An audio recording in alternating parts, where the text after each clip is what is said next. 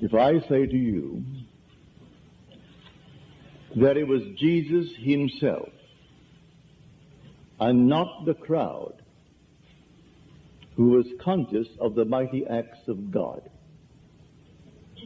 would you think of another? I hope not. By Jesus, I simply mean your own wonderful I amness. That is Jesus. So I mean the individual who has experienced these mighty acts of God, acts for his redemption. It's not an individual outside of you, but your own wonderful I amness. When you say I am, that is God, and that is Jesus.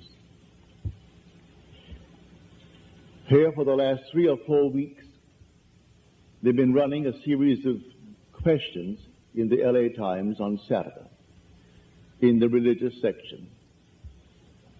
And the editor started it by asking a question: how long should a sermon be?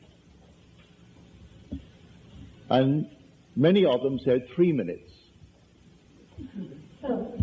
For the span of interest cannot be held. They cannot be attentive beyond, say, 3 minutes. Well, some stretch it to 5. And then, this past Saturday, John Charles Thomas Jr., you're familiar with the name, the great singer. Now, whether he is a junior or this is his son, I do not know.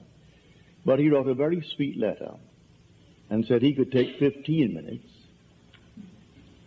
if it's well prepared, and if the man who speaks it is convinced of what he says. If he really believes what he's talking about and he's prepared his thought, 15 minutes would be perfectly all right. But he added this much. He had a sermon that disturbs.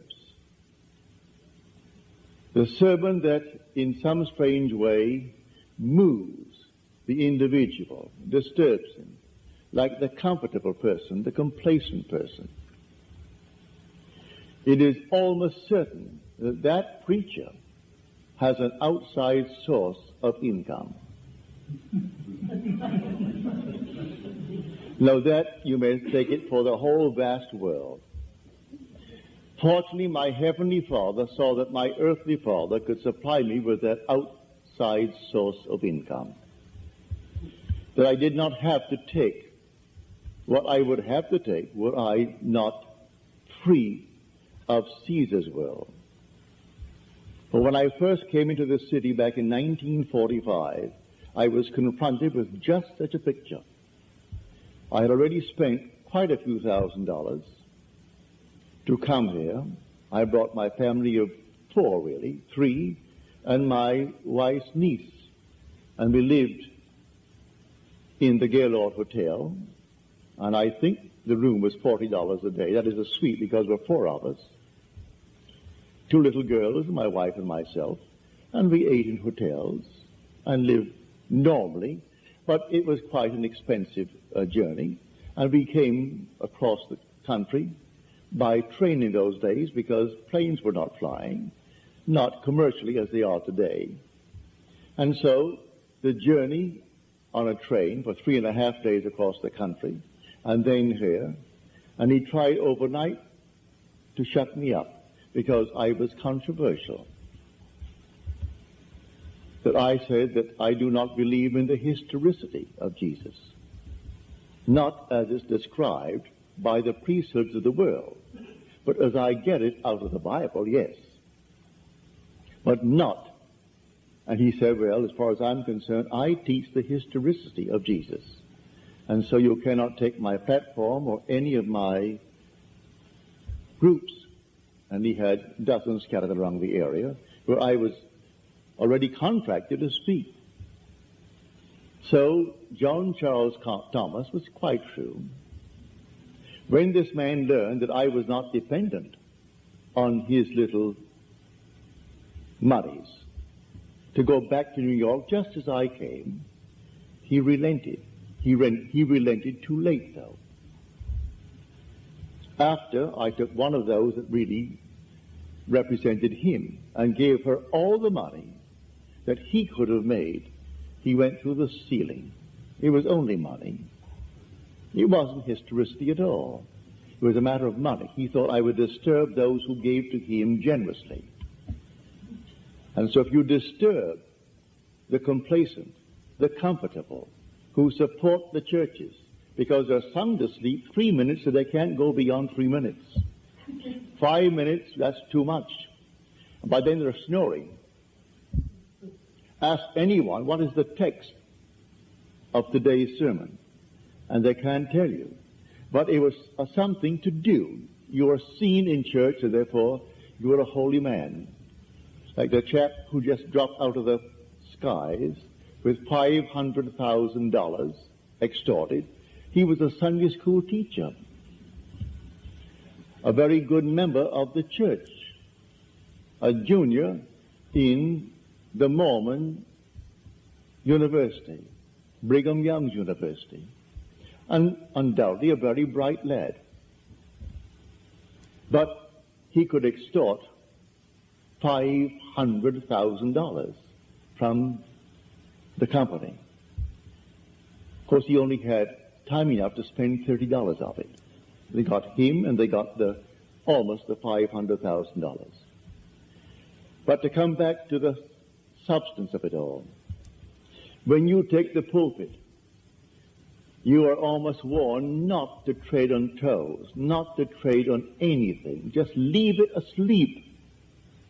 And if you don't, well then out you go, and we will simply call a meeting and bring in another one, another preacher, who will not disturb. And if he doesn't have an outside source of income, he will have to toe the mark. Well, that is life in this world. Fortunately, he who sent me saw to it I would not have to toe the mark. For when he embraced me, and he was infinite love, and then sent me and told me,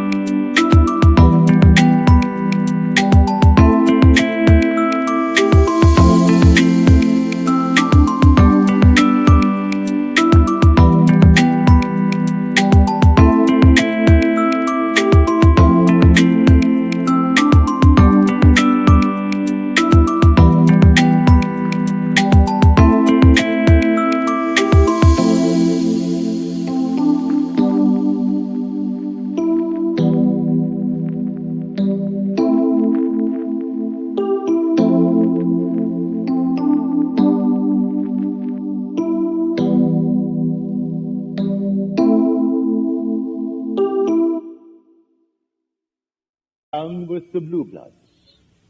In other words, with all protocol, with all ceremony, with all that is now given off in the form of Christianity, or religion for that matter,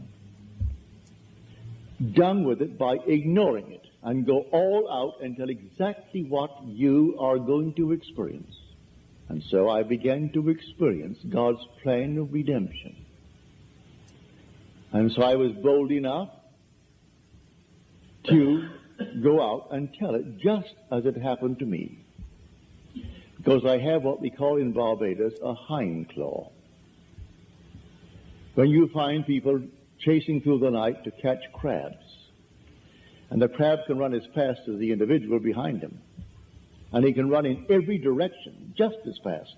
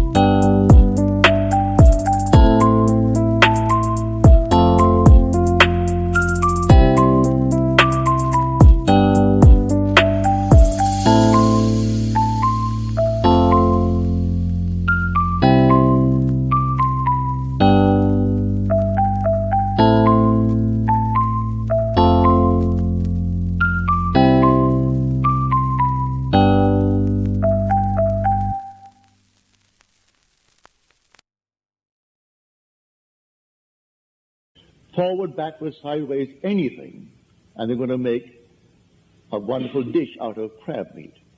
Well, the crab can go to a precipice. It could be 70 feet tall, and right below is the ocean. And that crab can go just as fast as a man can run and disappear, but he isn't falling. He has a hind claw. And he simply holds on and simply buries himself and hides himself.